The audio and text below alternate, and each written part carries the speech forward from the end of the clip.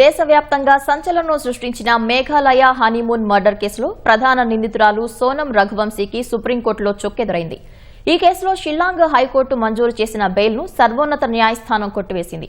3 వారాల్లో పోలీసుల ఎదుట లొంగిపోవాలని సోనం రఘువంశీని ఆదేశించింది.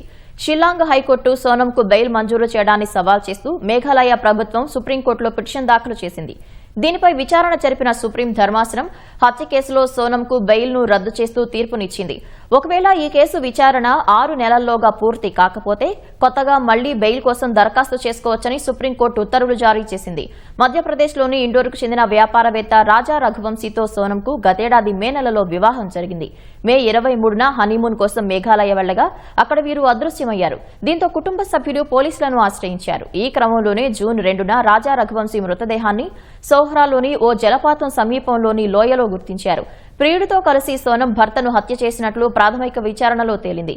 దీంతో పోలీసులు ఆమెతో సహా ప్రియుడు రాజు కుష్వాహాను అరెస్ట్ చేశారు. ఏప్రిల్లో షిల్లాంగ్ హైకోర్టు సోనంకు బెయిల్ మంజూరు చేసింది.